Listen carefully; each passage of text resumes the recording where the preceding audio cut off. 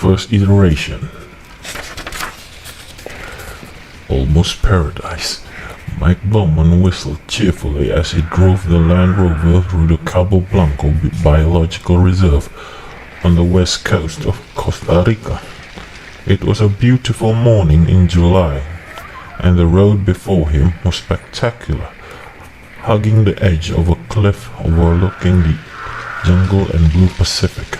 According to the guidebooks, Cabo Blanco was unspoiled wilderness, almost a paradise. Seeing it now made Bowman feel as if the vacation was back on track. Bowman, a 36-year-old real estate developer from Dallas, had come to Costa Rica with his wife and daughter for a 2-week holiday. The trip had actually been his wife's idea. For weeks, Alan had filled his ear about the wonderful national parks of Costa Rica and how good it would be for Tina to see them. Then, when they arrived, it turned out Ellen had an appointment to see a plastic surgeon in San Jose. That was the first Mike Bowman had heard about the excellent and inexpensive plastic surgery available in Costa Rica and all the luxurious private clinics in San Jose.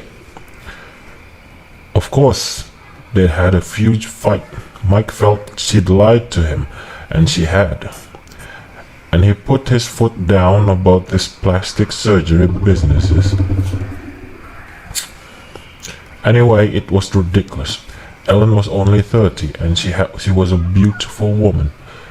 Hell, she'd been homecoming queen her senior year at Rice, and that was not even 10 years earlier.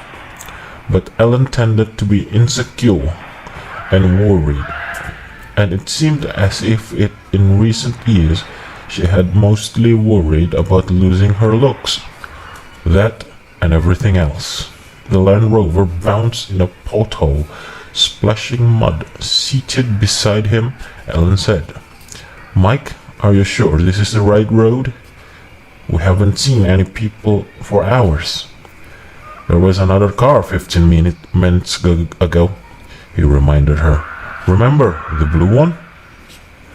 "Going the other way." "Darling, you wanted a deserted beach," he said, "and that's what you're going to get."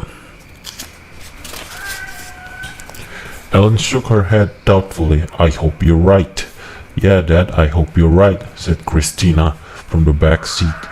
She was 8 years old. "Trust me, I'm right." He drove in silence a moment. "It's beautiful, isn't it? Look at that view, it's beautiful."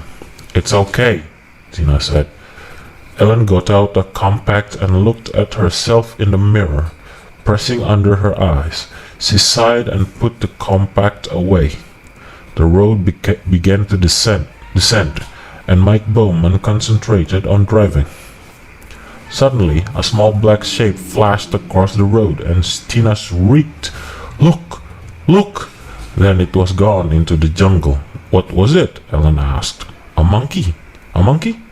"Maybe a squirrel monkey," Bowman said. "Can I count it?" Tina said, taking her pencil out. She was keeping a list of all the animals she had seen on her trip as a project for school. "I don't know," Mike said doubtfully.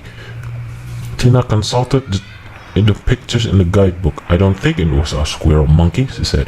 "I think it was just another howler." They had seen several howler monkeys already on their trip. "Hey," she said more brightly. "According to this book, the beaches of Cabo Blanco are frequented by a variety of wildlife, including howler and white-faced monkeys, three-toed sloth, and cotimundis." "You think we'll see a three-toed sloth, Dad?" "I bet we do." "Really?"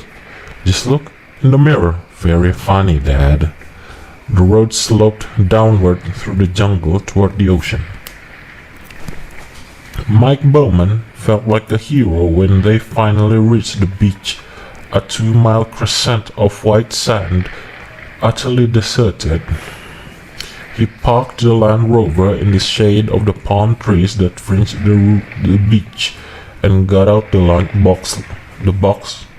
lunches. Ellen changed into her bathing suit, saying, "Honestly, I don't know how I am going to get this weight off." "You look great, hon." Actually, he felt that she was too thin, but he had learned not to mention that Tina was already running down the beach. "Don't forget, you need your sunscreen," Ellen called. Later, Tina shouted over her shoulder, "I'm going to see if there's a sloth." Ellen Bowman looked around the beach and the trees. "You think she's all right?" "Honey, there's nobody here for miles," Mike said. "What about snakes?" "Oh, for God's sake," Mike Bowman said.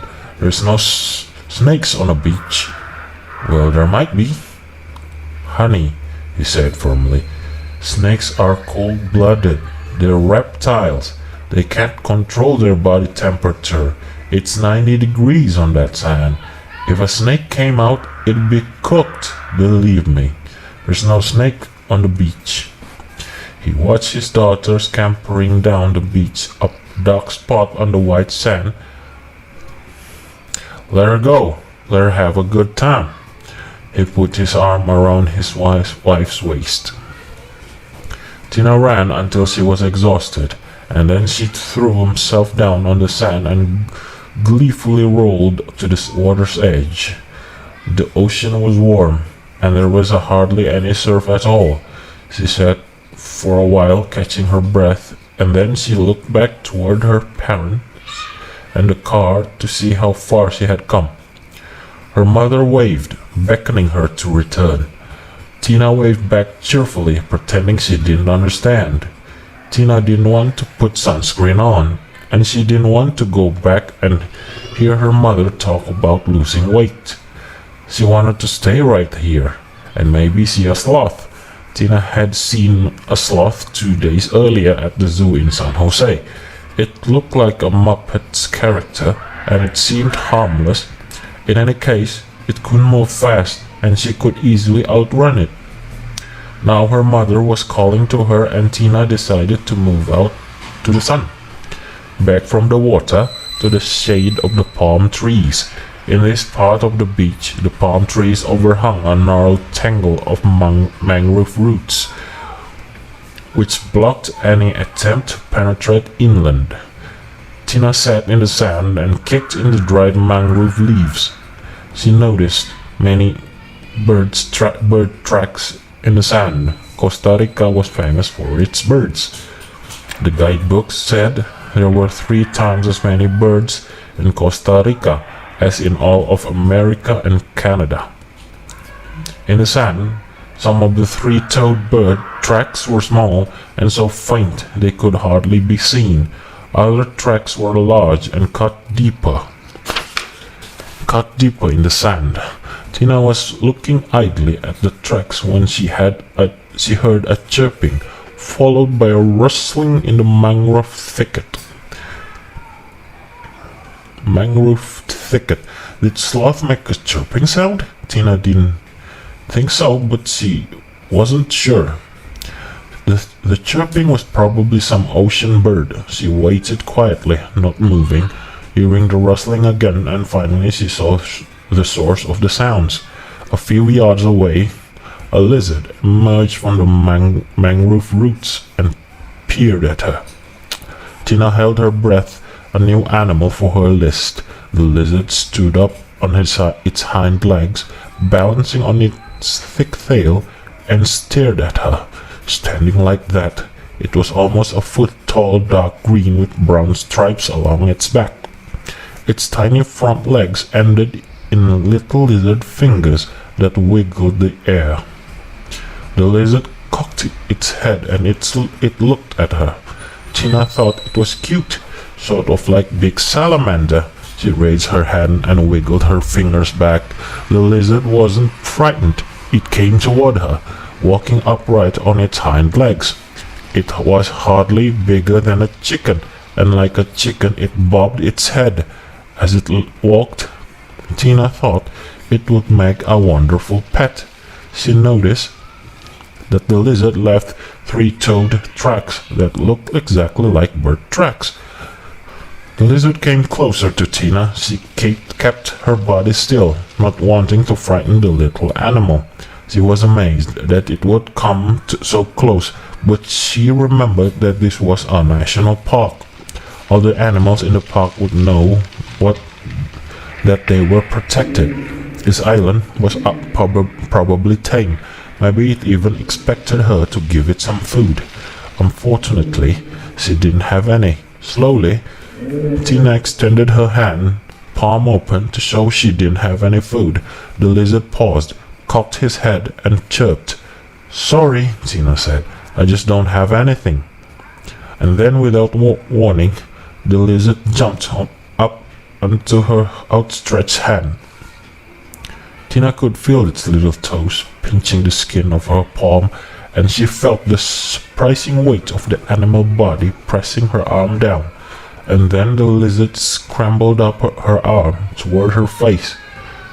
I wish I could see her," Ellen Bowman said, squinting in the sunlight. "That's all, just see her." "I'm sure she's fine," Mike said, picking through the box lunch packed by the hotel. There was an appetizing grilled chicken and some kind of meat-filled pastry. Not that Ellen would eat any of it. "You don't think she'd leave the beach?" Ellen said. "No, hon, I don't. I feel so isolated here," Ellen said. "I thought that's what you wanted," Mike Bowman said. "I did." "Well then, what's the problem?" "I just wish I could see her is all," Ellen said. Then, from the down the beach carried by the wind, they heard their daughter's voice. She was screaming.